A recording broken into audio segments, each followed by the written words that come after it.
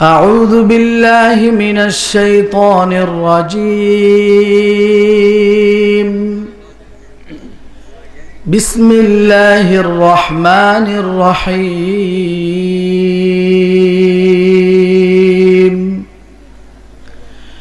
مثل الذين ينفقون أموالهم في سبيل الله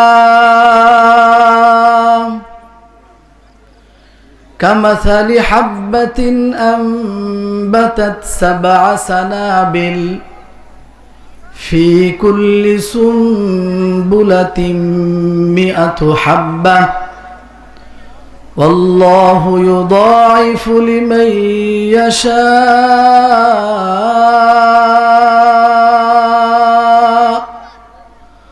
والله واسع عليم.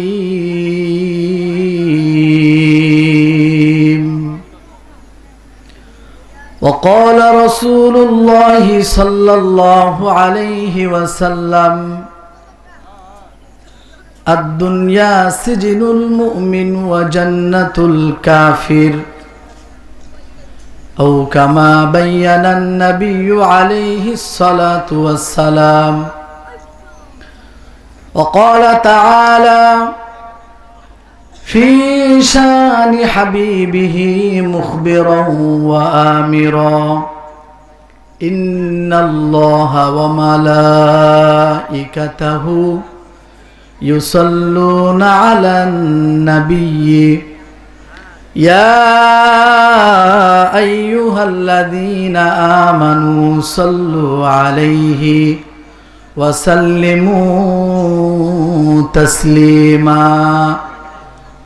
নামাজে আমরা একটা দুরূদ পড়ি না?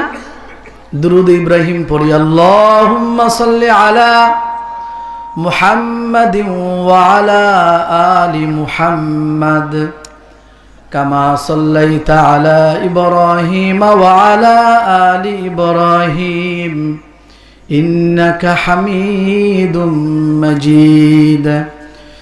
আল্লাহুম্মা বারিক আলা محمد وعلى آل محمد كما باركت على إبراهيم وعلى آل إبراهيم إنك حميد مجيد. رب زدني علما رب زدني علما رب زدني علما رب اشرح لي صدري ويسر لي أمري واحلل عقدة من لساني يفقه قولي. اللهم علمنا ما ينفعنا وانفعنا بما علمتنا وزدنا منه. মদিনাতুল উলুম নুরানি হাফেজিয়া মাদ্রাসা লিল্লা বোর্ডিং ও এতিমখানার উদ্যোগে আয়োজিত আজকের এই হাফেজ ছাত্রদের পাগড়ি প্রদান উপলক্ষে বিরাট ওয়াজ মাহফিলের সম্মানিত সভাপতি জনাব মোহাম্মদ হাফিজুল ইসলাম শাহ, অবসরপ্রাপ্ত শিক্ষক, গড়েয়া বালিকা উচ্চ বিদ্যালয়। আলহামদুলিল্লাহ আলহামদুলিল্লাহি রব্বিল আলামিন আলহামদুলিল্লাহ আলহামদুলিল্লাহ আলহামদুলিল্লাহ আলহামদুলিল্লাহ বলেন আলহামদুলিল্লাহ আলহামদুলিল্লাহ আলহামদুলিল্লাহ আলহামদুলিল্লাহ আলহামদুলিল্লাহ। জোরে জোরে এটা আওয়াজ দেন। আলহামদুলিল্লাহ আলহামদুলিল্লাহ আলহামদুলিল্লাহ আলহামদুলিল্লাহ আলহামদুলিল্লাহ আলহামদুলিল্লাহ আলহামদুলিল্লাহ আলহামদুলিল্লাহ। ও আরশের মালিক, ও জমিনের মালিক, ও জীবনের মালিক, ও রিজিকের মালিক, আলহামদুলিল্লাহ আলহামদুলিল্লাহ আলহামদুলিল্লাহ আলহামদুলিল্লাহ আলহামদুলিল্লাহ আলহামদুলিল্লাহ আলহামদুলিল্লাহ আলহামদুলিল্লাহ। রিজিকের মালিক কে বলেন তো? আর একটু আওয়াজ দিয়ে বলতে হবে কে? ও আরশের মালিক, ও জমিনের মালিক, ও জীবনের মালিক, ও রিজিকের মালিক। আলহামদুলিল্লাহ, আলহামদুলিল্লাহ, আলহামদুলিল্লাহ, আলহামদুলিল্লাহ, আলহামদুলিল্লাহ, আলহামদুলিল্লাহ, আলহামদুলিল্লাহ, আলহামদুলিল্লাহ। তুমি রহম করেছো বলে আমরা বাঁচি, তোমার করুণাতেই প্রভু সুস্থ আছি। তুমি রহম করেছো বলে আমরা বাঁচি, তোমার করুণাতেই প্রভু সুস্থ আছি। তুমি গফুর ও গফফার, তুমি জালিল ও জব্বার। তুমি গফুর ও গফফার, তুমি জালিল ও জব্বার।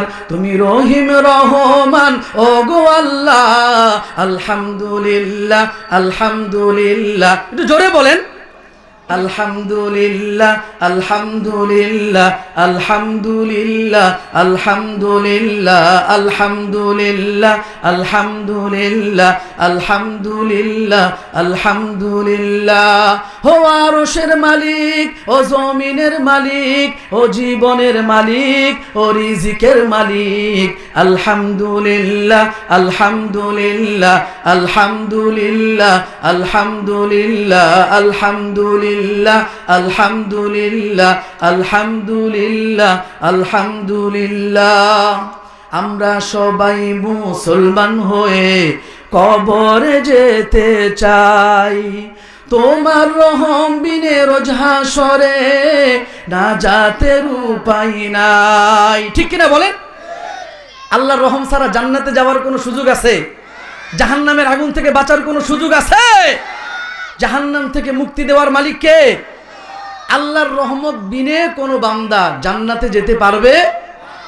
আমরা সবাই মুসলমান হয়ে কবরে যেতে চাই, তোমার রহম বিনে রোজ হাসরে নাজাতের উপায় নাই।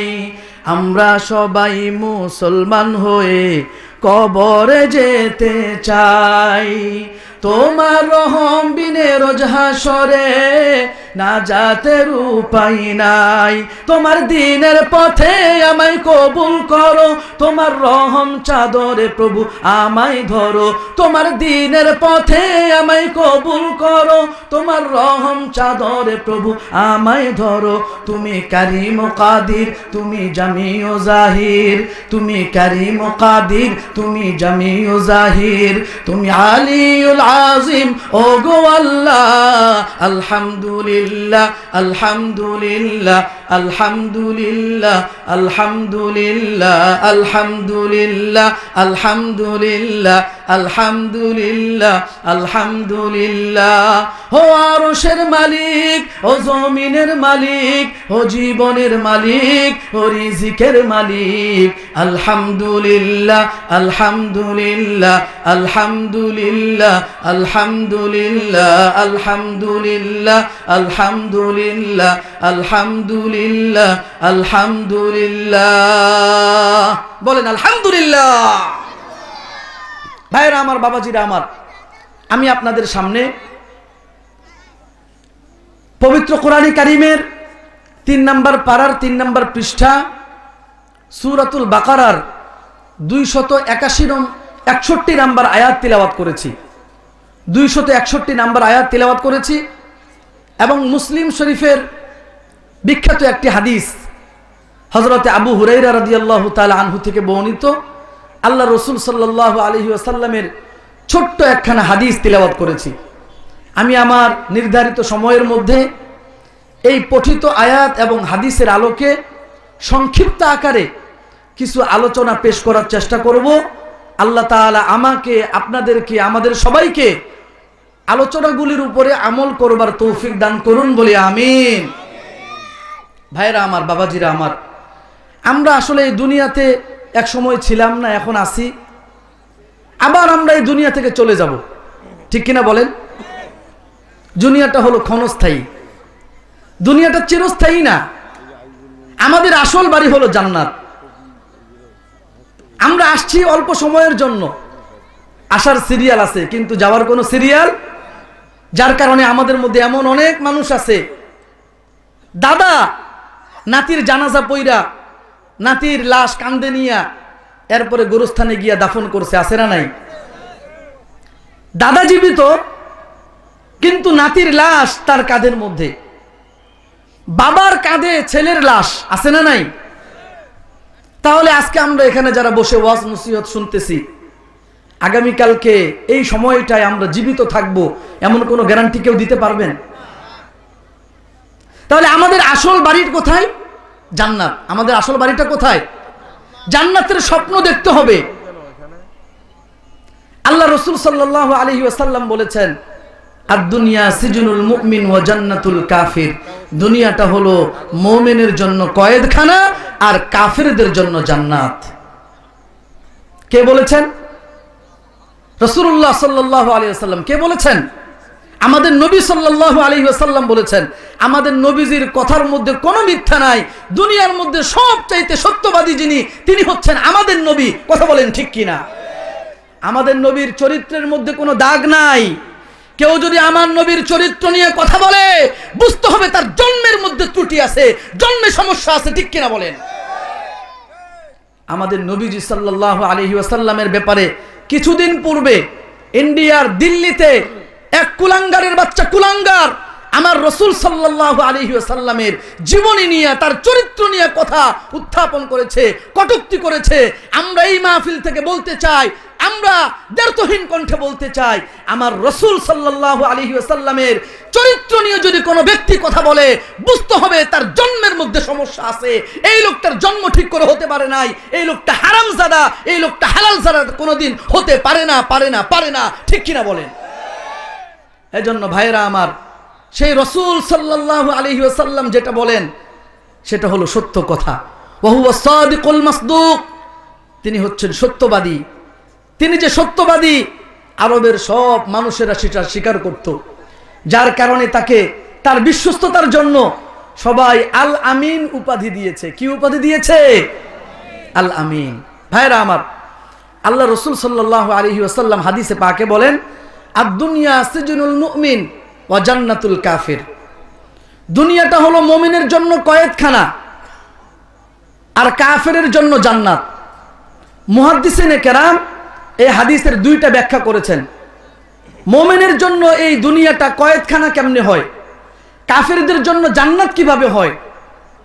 এই দুনিয়াটা মুমিনের জন্য কয়েদখানা, জেলখানা, আর কাফেরের জন্য জান্নাত, নাজ ও নিয়ামতের জায়গা। এটা হচ্ছে কাফেরের জন্য। এটার দুইটা ব্যাখ্যা করেছেন মুহাদ্দিসিনে কেরাম। কয়টা ব্যাখ্যা করেছেন?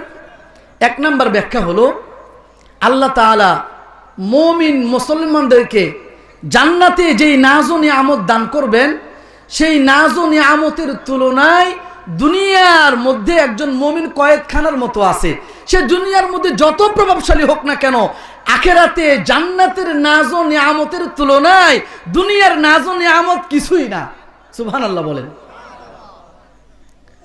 মানে যত প্রভাবশালী হোক, অনেক বড় নেতা, অনেক টাকা পয়সার মালিক, অনেক বড় ব্যবসায়ী, কিন্তু আখিরাতে জান্নাতে যেই পরিমাণ নাজ ও নিয়ামত আল্লাহ রাখছেন, সেই তুলনায় একজন মুমিন দুনিয়াতে কেমন জানি সে জেলখানার কয়েদির মতো আছে। সুবহানাল্লাহ বলেন। আর যারা কাফের, কাফেরের জন্য দুনিয়াটা জান্নাত কিভাবে? আমার রাসূল সাল্লাল্লাহু আলাইহি ওয়াসাল্লাম বলেন, জাহান্নামের মধ্যে যেই পরিমাণ শাস্তি, ওই শাস্তির তুলনায় কাফেরেরা দুনিয়ার মধ্যে যত কষ্টের মধ্যেই থাকুক না কেন, দুনিয়াটা তার জন্য হবে জান্নাত। মানে আখিরাতে জাহান্নামের শাস্তি এতটা ভয়ঙ্কর হবে, এতটা কষ্টদায়ক হবে, সেই কষ্টের তুলনায় দুনিয়ার কষ্টটা কিছুই না। আমাদেরকে আল্লাহ রাসূল সাল্লাল্লাহু আলাইহি ওয়াসাল্লাম বুঝাতে চান, একজন মুমিন মুসলিম তার আসল ঠিকানা হলো জান্নাত। জান্নাতের নাজ ও নিয়ামতকে বান্দা ভুইলা দুনিয়ার নাজ ও নিয়ামত নিয়ে কোনোদিন পড়ে থাকতে পারে? এটা তো কাফেরের কাজ। একজন লোক কাফের, তার মধ্যে ঈমান নাই, লোকটা অনেক কষ্টে আছে দুনিয়াতে, বলে এর পরেও তার জন্য এই দুনিয়াটা জান্নাত। কারণ মরার সাথে সাথে তার জন্য জাহান্নামে যেই পরিমাণ শাস্তি অপেক্ষমান, আল্লাহ তাআলা প্রস্তুত করে রাখছেন, সেই শাস্তির তুলনায় দুনিয়ার যে কষ্টের জীবন এটা কিছুই না, বরং সে দুনিয়াতে জান্নাতে আছে। ভাইরা আমার, সহজভাবে একটা উদাহরণ দিলে বুঝবেন। একজন লোকের পেট ব্যথা, মাথা ব্যথা, শরীরে জ্বর, এই লোকটার কাছে কি ভালো লাগতেছে না খারাপ লাগতেছে? জ্বর, ঠান্ডা, মাথা ব্যথা, পেট ব্যথা, একটু কাইটা গেছে, এই লোকটার কাছে ভালো লাগে না খারাপ লাগে? জোরে বলেন। কষ্ট লাগে। ওই লোকটাকে বলা হলো, বন্ধু মাথা ব্যথার কারণে তোমার কাছে কষ্ট লাগে? বলে হ, কষ্ট লাগে। পেট ব্যথার কারণে কষ্ট পাও? বলে জি, আমার মনটা খারাপ। তোমার হাতটা কাইটা গেছে, কষ্ট পাও? বলে জি, মন খারাপ। বলে ও বন্ধু, তোমার মধ্যে আরো একটা ভয়ঙ্কর রোগ আছে, সেটা হলো ক্যান্সার।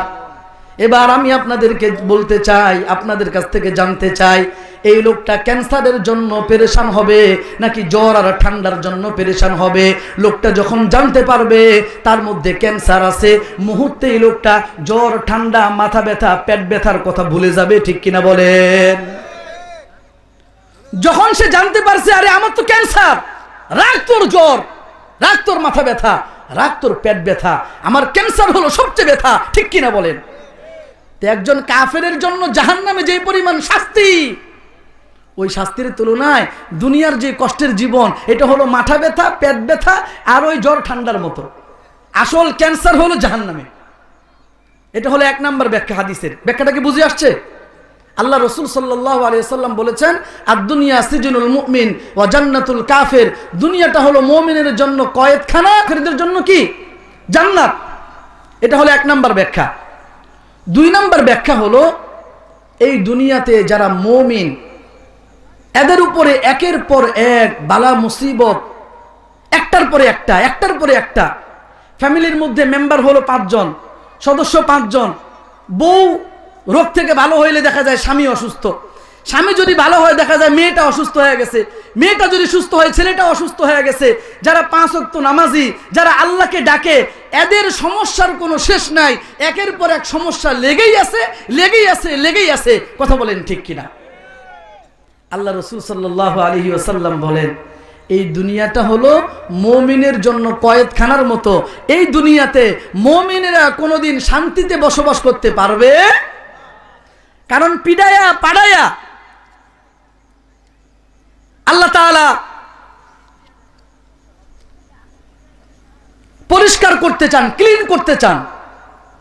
তার পুরো জীবনটাকে আল্লাহ ক্লিন করে এরপরে জান্নাতে দাখিল করতে চান।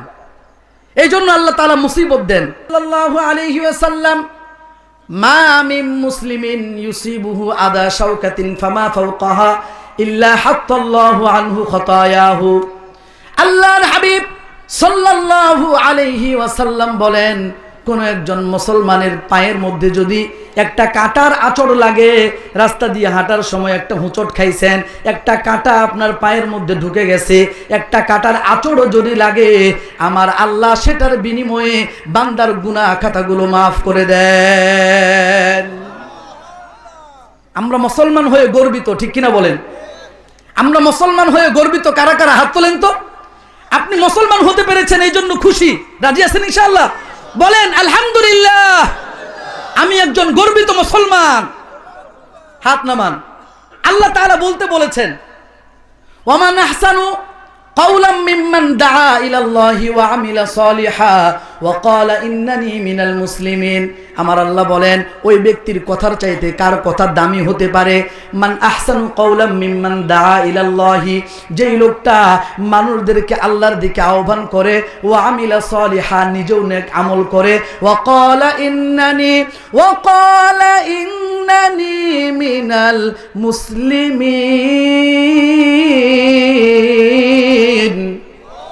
আল্লাহ তাআলা বলেন, ওই লোকটার কথার চাইতে কার কথা দামি হতে পারে? যেই লোকটা মানুষদেরকে আল্লাহর দিকে ডাকে এবং নিজেও নেক আমল করে আর বলে ইন্নানি মিনাল মুসলিমিন, আমি একজন সাধারণ মুসলমান, আমি একজন মুসলমান। এটাই হচ্ছে আমার সবচেয়ে বড় পরিচয়, ঠিক কিনা বলেন? ভাইরা আমার, বাবাজিরা আমার, তো বলতেছিলাম যারা মুমিন, দুনিয়াটা এদের জন্য কয়েদখানা, কারণ দুনিয়াতে মুমিনেরা কোনোদিন পেরেশান মুক্ত থাকতে পারে না। মুমিনের আসল পেরেশানি হলো জান্নাত নিয়া, আসল পেরেশানি হলো জাহান্নাম নিয়া। জাহান্নাম থেকে বাঁচা, জান্নাতে প্রবেশ করা, এটাই হলো একজন মুমিনের জীবনের লক্ষ্য, উদ্দেশ্য। ঠিক কিনা বলেন ভাইরা আমার? এই দুনিয়াটা হলো পরীক্ষার জায়গা। আল্লাহ তাআলা আপনাকে পরীক্ষা করার জন্য দুনিয়াতে পাঠাইছেন। বালা মুসিবত দিয়ে আল্লাহ তাআলা পরীক্ষা করেন। আল্লাহ তাআলা পরীক্ষা করেন ধন আর সম্পদ দিয়া, সন্তান দিয়া। সম্পদ এবং সন্তান, এই দুইটা জিনিস দিয়ে পরীক্ষা করেন কে? আল্লাহ তাআলা। আল্লাহ তাআলা কোরআনে কারিমে বলতেছেন, ইন্নামা আমওয়ালুকুম ওয়া আওলাদুকুম ফিতনাহ ওয়াল্লাহু ইনদাহু আজরুন আযীম।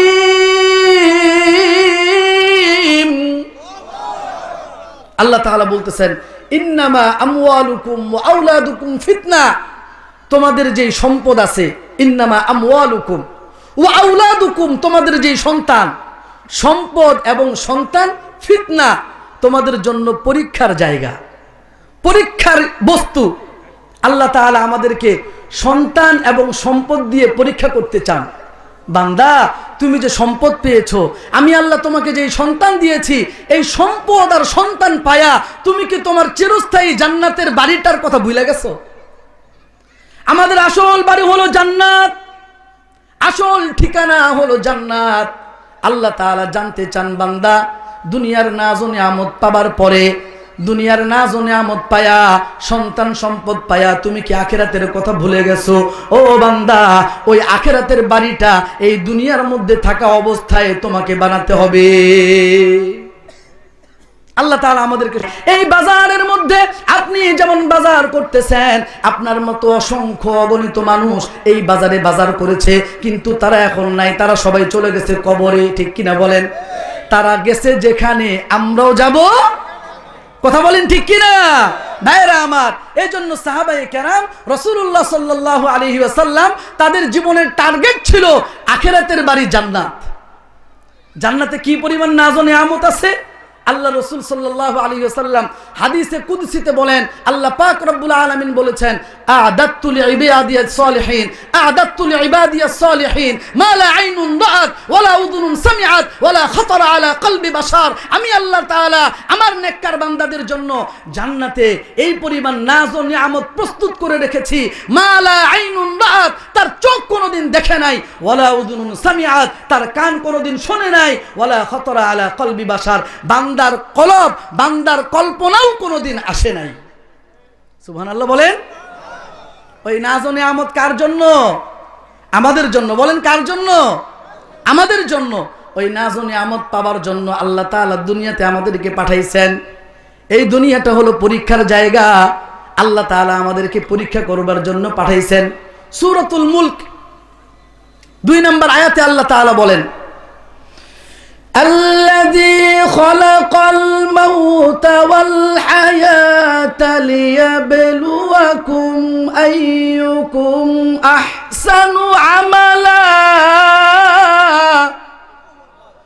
وهو العزيز الغفور।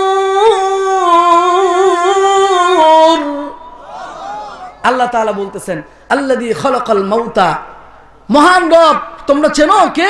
আল্লাযী খালাকাল মাউতা, যিনি মানুষের মরণ তৈরি করেছেন, মরণ বানিয়েছেন, ওয়াল হায়াতা, যিনি মানুষের জীবন দিয়েছেন। বলেন তো, মানুষের মরণ আগে না মানুষের জীবন আগে? একটু কথা বলেন। মানুষের মরণ আগে না জীবন আগে? কিন্তু আল্লাহ তাআলা খুব চমৎকার করে এই আয়াতে কারিমায় আগে মরণের কথা বলছেন। মুফাসসিরিনে কেরাম বলেন, আল্লাহ তাআলা মানুষের জীবন আগে হওয়ার পরেও মরণের কথাটা আগে বলেছেন। কারণ হলো, মানুষদেরকে আল্লাহ তাআলা স্মরণ করায় দিতে চান, ও বান্দা, মরণের কথা সর্বক্ষণ চিন্তা করবা, আখিরাতের কথা চিন্তা করবা। আল্লাহ রাসূল সাল্লাল্লাহু আলাইহি ওয়াসাল্লাম, একটু পানি চাইলাম, একটু পানিও দিল না। আল্লাহ রাসূল সাল্লাল্লাহু আলাইহি ওয়াসাল্লাম হাদিসে পাকে বলেছেন, আকসিরু যিকরা হাদিমিল লাযযাতি আল মাউত, দুনিয়ার আশা আকাঙ্ক্ষা বিনষ্টকারী, ভুলাইয়া দেয় এমন মরণের কথা বারবার চিন্তা করো। যখন তুমি মরণের কথা চিন্তা করবা তো আখিরাতের কথা তোমার স্মরণ হবে। যদি আমি মরণের কথা চিন্তা করি তাহলে কিসের কথা স্মরণ হবে? আখিরাতের কথা স্মরণ হবে। আর যদি মনে করি আমি তো মরবো না, তাহলে এই লোকটা আখিরাতের কথা চিন্তাও করবে না। কিন্তু ওই যে মনে করছে আমি মরবো না, আসলে কি মরবে না, নাকি মরণ যে আছে এটা নিশ্চিত? কোনো সন্দেহ আছে?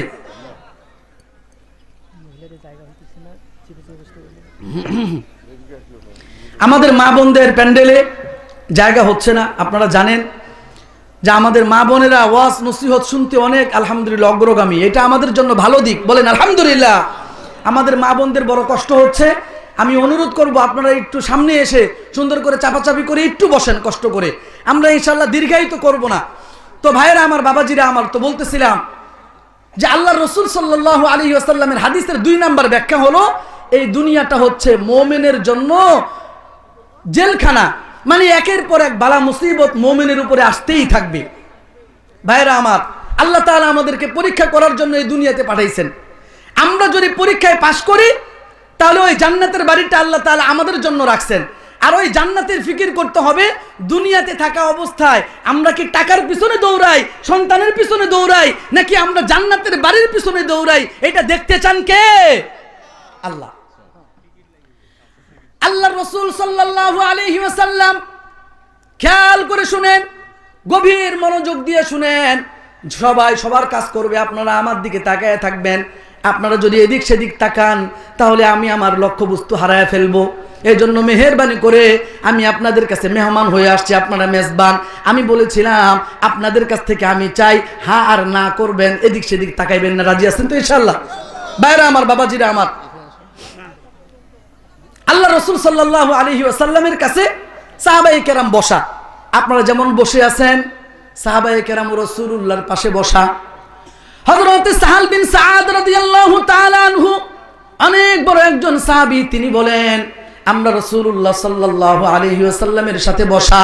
ইন দ্য মিন টাইম একজন মহিলা আসলো একটা বুরদা নিয়া। রাসূলুল্লাহ সাল্লাল্লাহু আলাইহি ওয়াসাল্লামকে হাদিয়া দিবে একটা বুরদা। সাহাল বিন সাআদ রাদিয়াল্লাহু আনহু বললেন, ও আমার সঙ্গীরা, তোমরা কি জানো বুরদা কাকে বলে? সঙ্গীরা বলল, জি আমরা জানি। কি সেটা? বলে সেটা হলো চাদর। এবার সাহাল বিন সাআদ রাদিয়াল্লাহু তাআলা আনহু বললেন, মহিলাটা যেই বুরদা, যে চাদরটা আল্লাহ রসুলকে হাদিয়া দিচ্ছেন, ওই চাদরটা স্বাভাবিক কোনো চাদর না, বরং চাদরটা অনেক সুন্দর। চাদরটার দিকে তাকাইলে চোখ ফিরানো যায় না। চাদরটার মধ্যে অনেক সুন্দর সুন্দর কাজ করা। আল্লাহ রসুল সাল্লাল্লাহু আলাইহি ওয়াসাল্লাম চাদরটার দিকে তাকায়া আছেন। আপনি নতুন একটা জিনিস পাইলে, ভালো একটা জিনিস যদি কেউ আপনার হাদিয়া দেয়, আপনি একটু দেখবেন না? এত সুন্দর, এত সুন্দর কাজ করা, এত সুন্দর এখানে এমব্রয়ডারি করছে, হাতের কাজ এত সুন্দর কেমনে হয়? সুবহানাল্লাহ। আল্লাহ রাসূল সাল্লাল্লাহু আলাইহি সাল্লাম দেখতেছেন।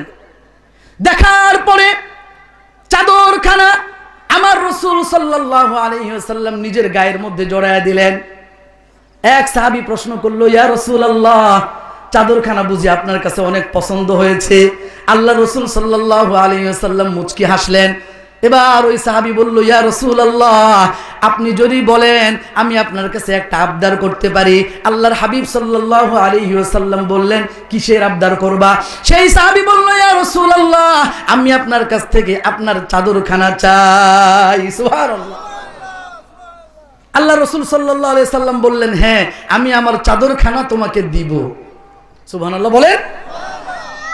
এই কথা বলে আল্লাহ রাসূল সাল্লাল্লাহু আলাইহি সাল্লাম মসজিদে নববীর পাশেই ছিল হুজরাখানা, হুজরাখানায় চলে গেলেন।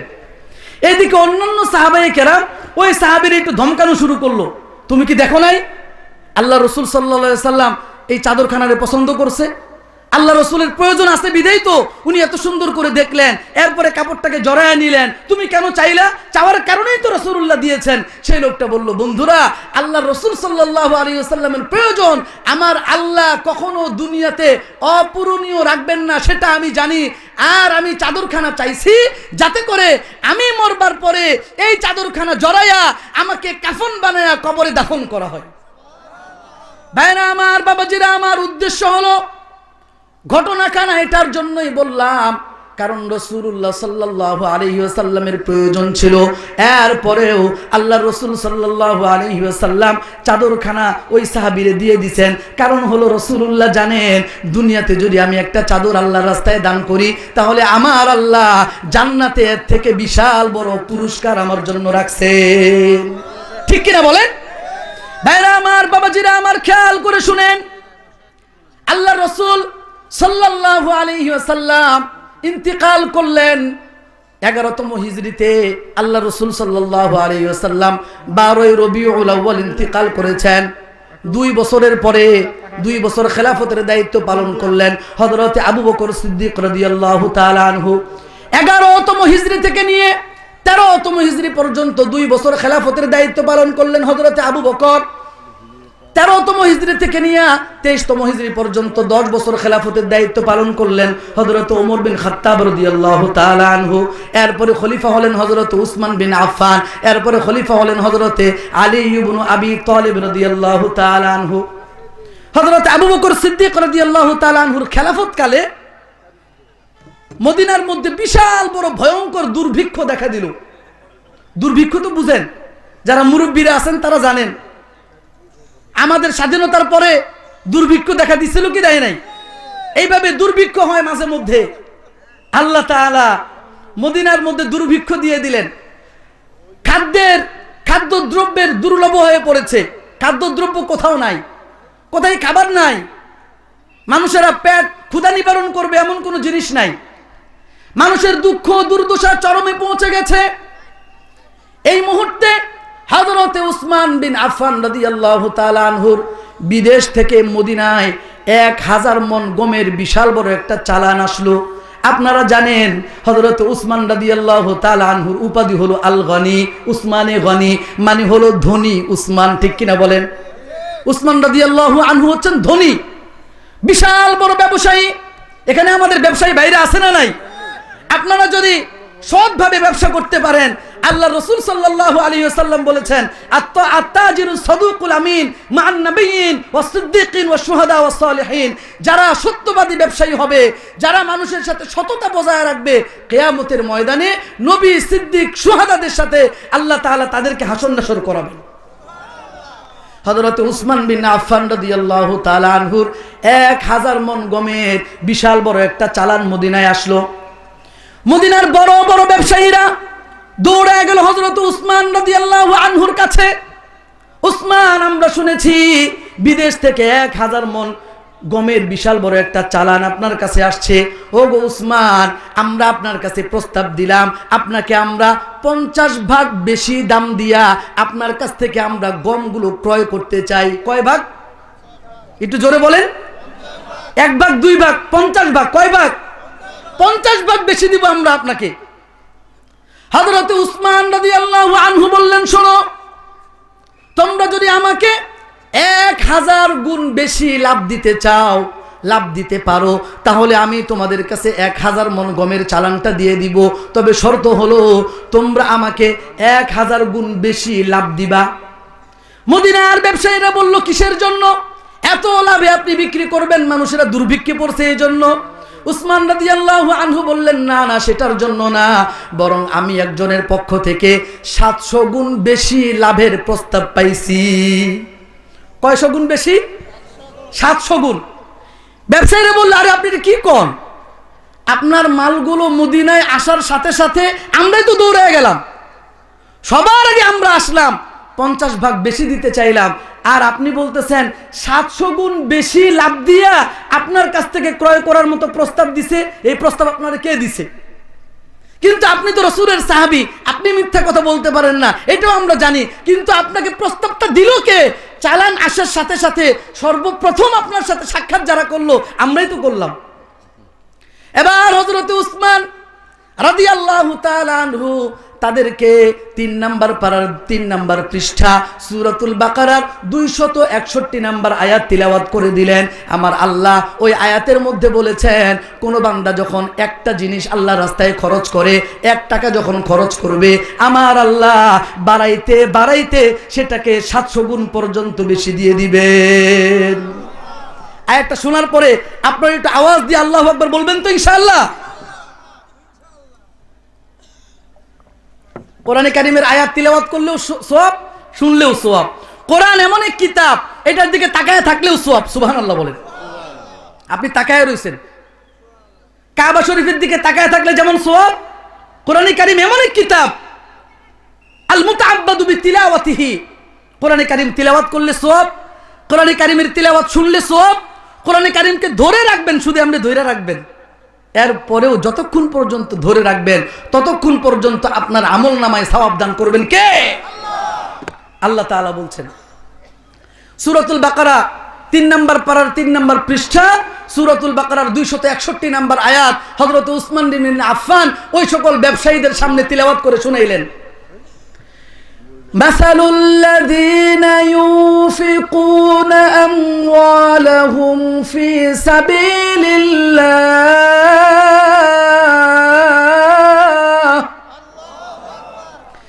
কামাসালি হাব্বাতিন আনবাতাত সাবআ সানাবিলা ফি কুল্লি সুনবুলাতিন মিআতু হাব্বা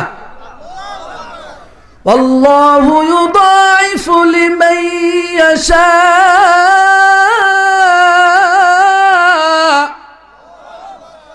والله واسع عليم।